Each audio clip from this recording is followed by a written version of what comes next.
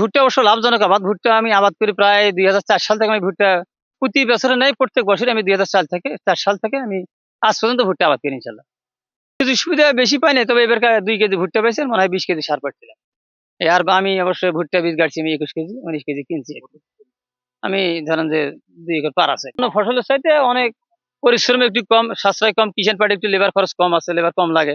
তারপর ভালোই লাগে, তবে অন্যান্য ফসল চাইতে লাভজনক একটু আর কি। ধানের চাইতে একটু লাভজনক আমার মনে হয়। বাজার দর এখন মনে করো বাজার দর চলছে ৮৫০ টাকা, বর্তমান বাজার ৮৫০ টাকা নিচ্ছে এই মুহূর্তে। অন্যান্য ফসলের চাইতে যে লাভজনক অবস্থা ভালো। আমি অবশ্য ২ একর পার আছে আমার। এবার ২ কেজি ভুট্টা পেয়েছে, 20 কেজি সার পেয়েছে। পরামর্শ যদি আসেন এবার দেয়, মোটামুটি পরামর্শ ভালো সুসম্পর্ক পরামর্শ দেয় আর কি।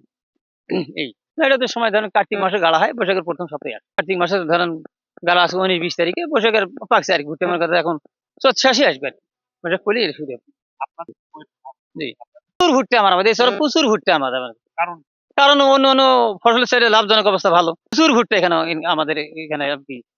সবাই আমরা আবাদ করি। আমি ২০০৪ সাল থেকে আমি ভুট্টা আবাদ করি। প্রত্যেক বছরই আমি আবাদ করি। করতে হয় কারণে আমরা আবাদ করছি।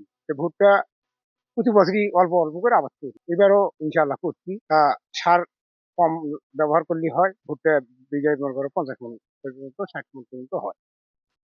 ধন্যবাদ জানাচ্ছি উপজেলা কৃষি অফিস পীরগঞ্জের পক্ষ থেকে। আমাদের পীরগঞ্জ উপজেলায় এবছর ৮,২০০ হেক্টর জমিতে ভুট্টার আবাদ হচ্ছে।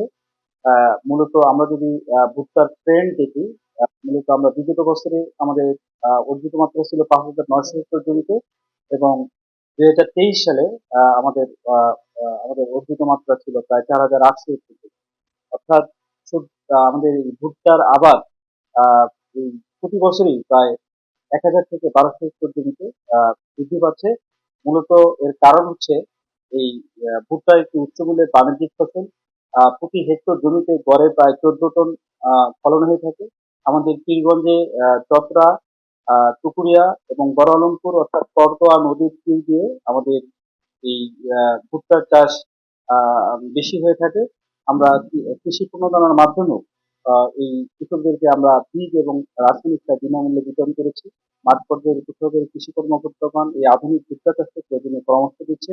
ফলে উপজেলায় ভুট্টার আবাদ দিন দিন বৃদ্ধি পাচ্ছে।